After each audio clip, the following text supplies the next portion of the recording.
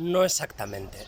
En realidad, si queremos comparar el potencial adictivo de distintas benzos, lo que tenemos que fijarnos no es en cuánto duran los efectos, sino cuánto tardan en empezar a hacer efectos, que esta al final es una de las medidas más importantes a la hora de determinar el potencial adictivo de una sustancia, ¿no? Y es lo que hace que algunas vías de consumo tengan más potencial adictivo que otras, pues precisamente por tardar menos en hacer efecto. Y lo que nos encontramos con las benzos es que a veces las benzos de una duración más corta no coinciden con las que menos tardan en hacer efecto.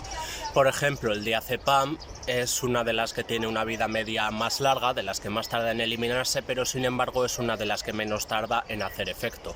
Entonces el diazepam, por ejemplo, es una de las benzos con mayor potencial adictivo.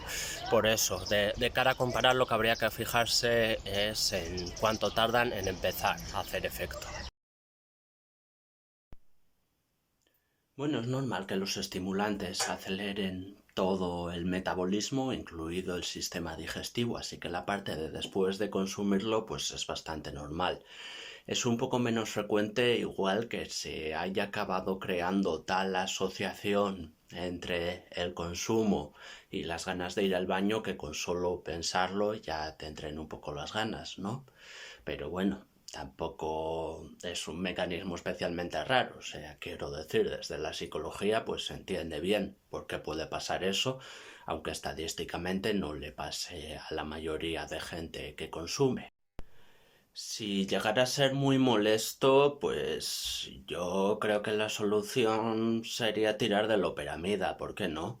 La loperamida es el más inofensivo de los opiáceos porque ni siquiera tiene efectos a nivel del sistema nervioso, sino que simplemente se usa para interrumpir la diarrea, vamos, para reducir la actividad del sistema digestivo, y se vende sin receta por lo inofensivo que es, por los pocos problemas que puede dar, vamos. Se suele vender con marcas como Fortasec o así, entonces pues si realmente ese fuera un problema, pues se podría acompañar el consumo de cocaína con consumo de loperamida para evitar ese tipo de problemas. Me parece muy buena pregunta y me ha hecho pensar cosas que no había pensado, así que gracias por hacerla.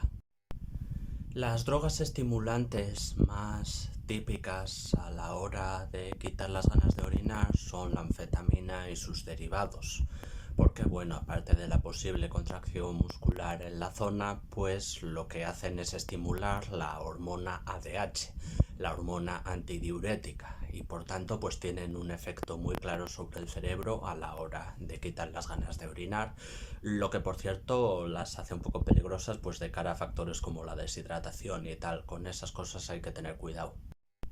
Pero la cocaína no tiene un efecto tan claro en este aspecto.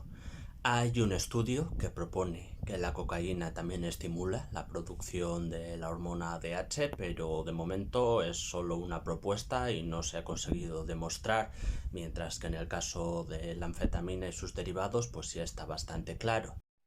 Entonces podría ser simplemente que sí, que la cocaína también estimule la producción de esta hormona y misterio resuelto. Pero como no lo sabemos todavía, le he estado dando unas vueltas más y he pensado en si sería posible que alguno de los cortes más frecuentes de la cocaína sí tuviera propiedades antidiuréticas, y resulta que sí, precisamente el más frecuente últimamente, el levamisol, que últimamente está presente en más del 60% de las muestras de cocaína que se obtienen por ahí, pues sí tiene propiedades antidiuréticas claras, así que creo que esto también podría ser una explicación. Igual si la cocaína está quitando las ganas de mear, no es por la propia cocaína, sino porque tenga levamisol, que como digo, no es nada raro porque por desgracia más del 60% de la cocaína que se ve tiene levamisol. Entonces estas son un poco las dos posibles explicaciones, yo ahí dejo las dos, pero sería interesante también que esto sirviera como un pequeño indicio para detectar el levamisol, no sé. Realmente a posteriori va a ser muy difícil saberlo, y menos si no se tienen muchísimos datos. Pero bueno, puedo aprovechar para que ante dudas así, pues sugerir unas cuantas preguntas que una persona puede hacerse para saber si por qué una misma sustancia le ha sentado de dos formas muy distintas en dos ocasiones. Algunas de las preguntas que alguien puede hacerse pues son: ¿era la misma sustancia? Seguro. ¿La consumió otra gente? ¿A todo el mundo le sentó igual?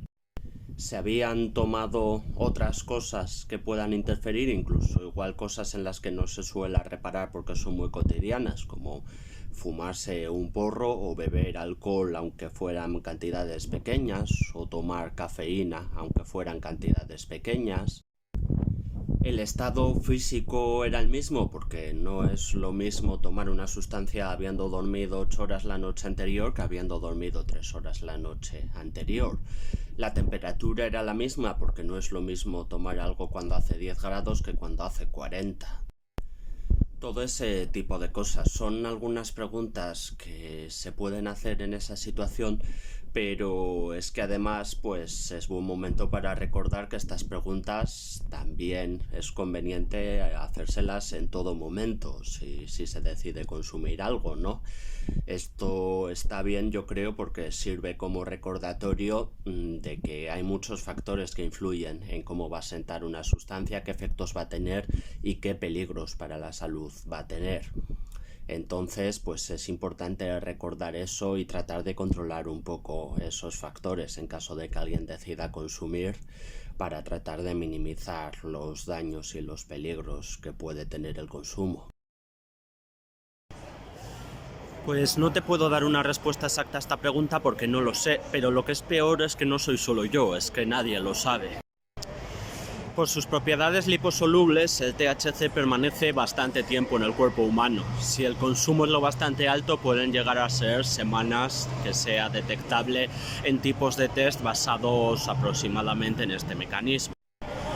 Ahora, los tests que se suelen usar en los controles de tráfico no detectan una cantidad ínfima de THC, tiene que superar cierto umbral. ¿Ese umbral qué implica? Pues nadie lo sabe exactamente.